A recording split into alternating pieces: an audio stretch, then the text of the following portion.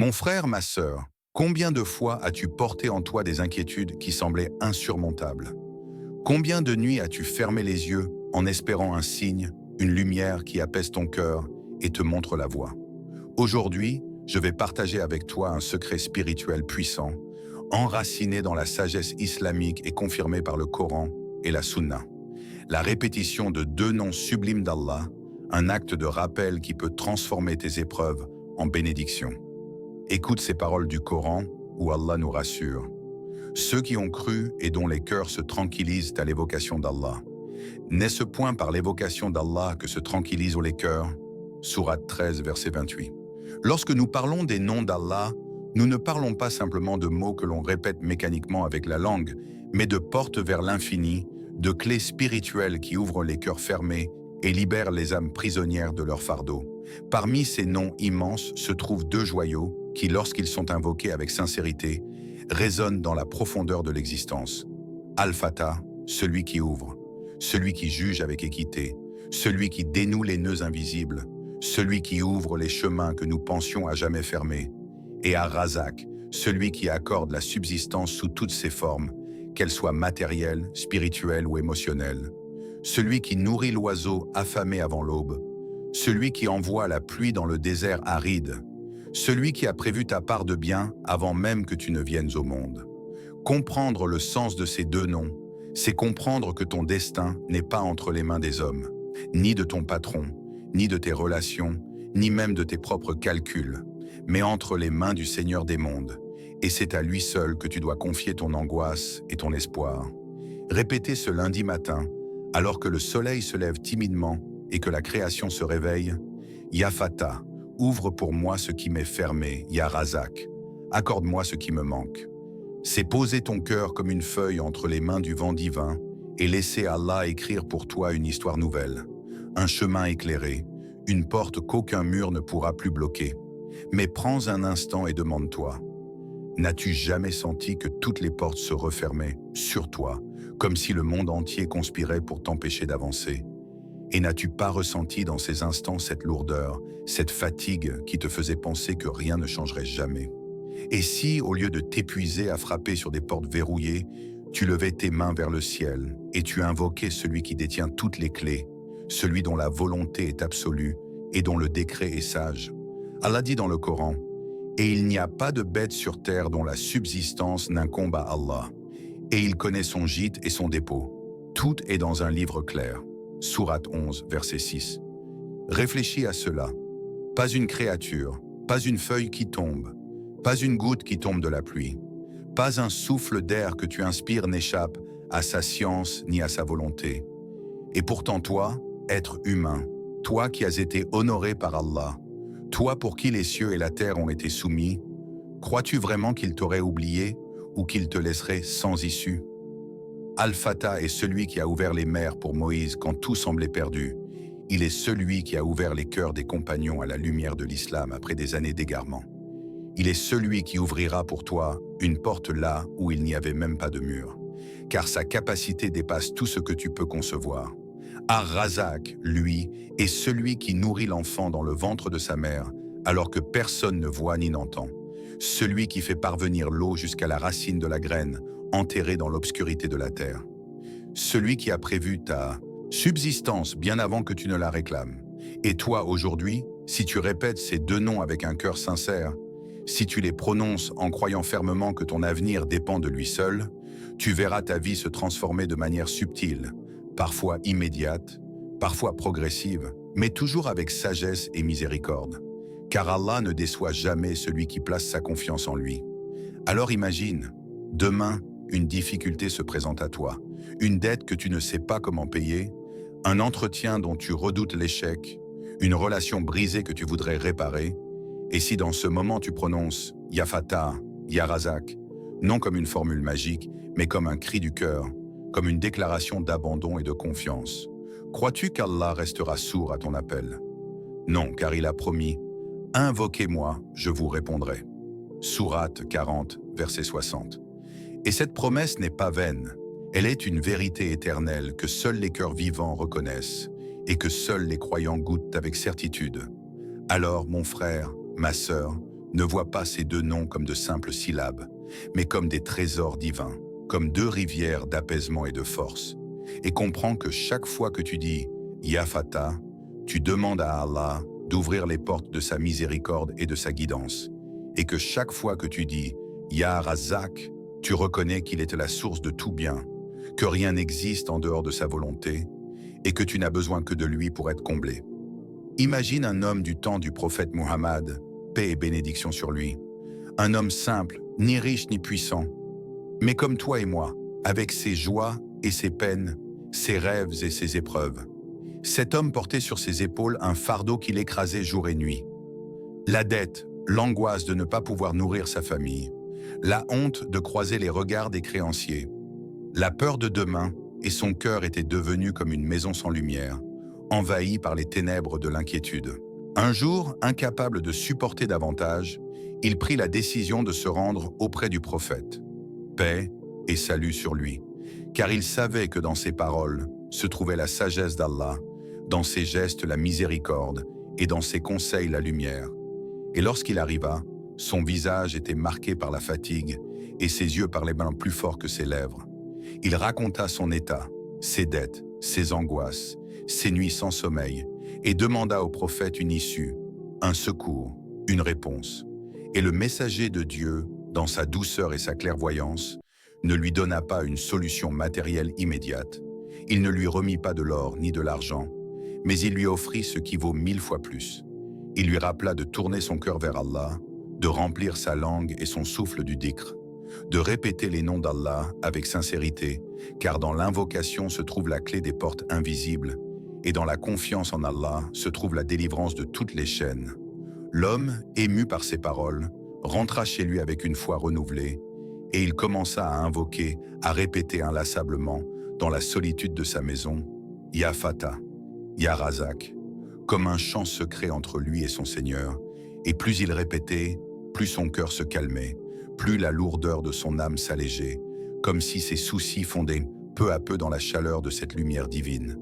Et ce qui semblait impossible se produisit. Ses dettes furent réglées par des moyens auxquels il ne s'attendait pas. Des opportunités surgirent là où il n'en voyait aucune. Des mains se tendirent vers lui alors qu'il se croyait seul, et ses inquiétudes disparurent comme une brume dissipée par le soleil levant. N'est-ce pas là la promesse d'Allah? Et quiconque craint Allah, il lui donnera une issue favorable et lui accordera sa subsistance par des voies qu'il n'imaginait même pas. Sourate 65, versets 2 à 3. Cette histoire n'est pas une légende, c'est une vérité intemporelle qui traverse les siècles et qui te parle aujourd'hui, à toi qui écoutes ces paroles, à toi qui peut-être ressens dans ton cœur le poids de tes propres dettes, de tes propres inquiétudes, de tes propres blocages. Et la question que je te pose est simple. Et si toi aussi tu essayais, sincèrement, humblement, avec conviction, de confier tes problèmes à celui qui ne déçoit jamais? Crois-tu vraiment qu'Allah, Ar-Razak, celui qui a nourri chaque être depuis le commencement du temps, t'oublierait toi, son serviteur, toi qui as été façonné par ses mains, aimé par sa miséricorde, entouré par ses anges? Pense un instant. Chaque jour, des milliards d'oiseaux quittent leur nid au matin sans savoir où ils trouveront leur nourriture. Et pourtant, ils reviennent le soir rassasiés. Chaque goutte de pluie tombe à l'endroit exact où Allah l'a destiné. Chaque feuille se détache de son arbre à l'instant exact voulu par sa science. Et toi qui possèdes un cœur qui l'évoque et une langue qui peut prononcer ses noms, penses-tu être exclu de cette précision, de cette miséricorde, de cette providence? Le prophète, paix et bénédiction sur lui, disait: si vous placiez votre confiance en Allah comme il se doit, il vous accorderait votre subsistance, comme il la donne à l'oiseau. Il sort le matin le ventre vide et revient le soir rassasié. Et si tu devenais comme cet oiseau, partant le matin avec confiance, sachant que ton Seigneur est Ar-Razak, celui qui pourvoit sans mesure, celui qui ne demande qu'une chose en retour, que tu aies foi en lui, alors ferme un instant les yeux, imagine ton problème, ton inquiétude, ton angoisse, et dépose-la symboliquement devant Allah en répétant avec conviction: Ya Fatah, ouvre ce qui est fermé. Ya Razak, accorde-moi ce qui me manque. Ne ressens-tu pas déjà un apaisement dans ton âme, comme si une porte invisible venait de s'entr'ouvrir? Il y a des jours qui passent moins comme les autres, banals, noyés dans la routine et l'oubli, et il y a des jours qui portent en eux une lumière particulière, un parfum d'éternité qui traverse le temps et nous rappelle que chaque instant peut devenir une porte vers Allah. Et parmi ces jours se trouve le lundi, un jour que le prophète Muhammad, paix et salut sur lui, chérissait au point d'aimer y jeûner. Un jour où nos actions sont élevées vers le Seigneur des mondes. Un jour qui n'est pas seulement le premier pas de la semaine, mais une occasion unique de purifier son intention, de déposer son fardeau et de remplir son cœur de lumière. Imagine-toi, au matin du lundi, lorsque le ciel commence à se teinter des premières couleurs de l'aube, quand la ville sommeille encore et que le silence enveloppe les rues, tu t'assieds calmement, tu fermes les yeux et tu laisses ton souffle ralentir, ton esprit se détacher du tumulte des soucis et des projets à venir. Et dans ce silence sacré, tu prononces doucement « Ya Fatah, Ya Razzaq » et chaque syllabe devient une clé qui tourne dans la serrure invisible de ton destin. Chaque répétition devient comme une goutte d'eau qui descend dans la sécheresse de ton âme. Chaque son devient une caresse divine qui apaise les blessures de ton cœur. Ce n'est pas un simple rituel, ce n'est pas une habitude mécanique, mais un dialogue secret entre toi et ton Créateur. Une offrande de ton souffle au Maître des souffles, une prière silencieuse qui traverse les cieux et parvient jusqu'au trône d'Allah. Rappelle-toi, ce lundi, tes actions seront présentées devant lui, tes prières, tes paroles, tes intentions. Et ne voudrais-tu pas que ce rapport commence par le dhikr, par l'évocation de celui qui ouvre toutes les portes et qui accorde toute subsistance? Regarde ton cœur. Combien de fois a-t-il été secoué par la peur de manquer, par la crainte de l'avenir, par l'angoisse de ce que demain réserve? Et pourtant, Allah t'appelle. Invoquez-moi, je vous répondrai. Sourate 40, verset 60. Et ce verset n'est pas un poème ni une métaphore, mais une promesse divine, ferme, irrévocable. Une promesse qui traverse les siècles pour venir se poser sur tes lèvres en ce lundi matin. Alors imagine, à chaque Ya Fatah que tu prononces, une porte qui s'ouvre quelque part dans ton existence, une solution inattendue à un problème, une facilité soudaine dans une tâche qui semblait impossible, une rencontre providentielle, un apaisement dans ton cœur. Et à chaque Ya Razzaq, imagine une provision descendre vers toi, pas seulement de l'argent ou des biens, mais une force intérieure nouvelle, une sérénité qui nourrit ton âme, un souffle d'espoir qui réveille ton esprit. Le lundi n'est plus alors le simple début de la semaine, il devient le début d'une renaissance, un rendez-vous sacré où tu présentes ton cœur comme une coupe vide que seul Allah peut remplir. Un moment où tu réalises que tu n'as pas besoin d'attendre les grandes occasions, le Ramadan ou le vendredi, pour vivre une transformation spirituelle. Car même un lundi ordinaire peut devenir un jardin spirituel si tu y sèmes le dhikr et si tu y arroses ton cœur par la confiance en Allah. Alors, mon frère, ma sœur, prends quelques instants. Vraiment, ne remets pas à plus tard. Assieds-toi là où tu es, ferme les yeux et dis-le avec ton cœur, avec lenteur, avec présence. Ya Fatah, Ya Razzaq. Et ressens comment ce souffle qui sort de toi n'est pas perdu dans le vide, mais qu'il monte vers le ciel, qu'il est entendu, qu'il est accueilli, qu'il est écrit, et qu'il sera transformé en miséricorde et en bénédiction pour toi.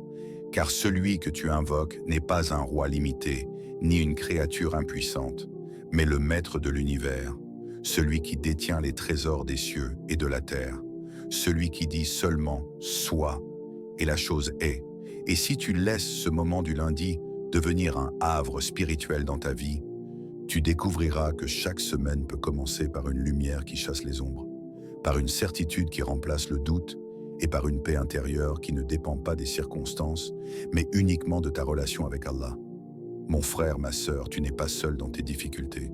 Tu n'as jamais été seul. Celui qui a créé ton âme connaît chaque battement de ton cœur, chaque larme que tu verses en silence. Alors, ce lundi, au lieu de commencer ta journée par tes inquiétudes, commence-la par l'évocation de ces deux noms sublimes, Ya Fatah, Ya Razzaq. Et souviens-toi, ce n'est pas la magie des mots, mais la puissance de la foi et la promesse d'Allah qui transforment les situations. Ne désespérez pas de la miséricorde d'Allah, car Allah pardonne tous les péchés. Oui, c'est lui le pardonneur, le très miséricordieux. Sourate 39, verset 53. Alors, es-tu prêt à confier tes problèmes à celui qui n'échoue jamais?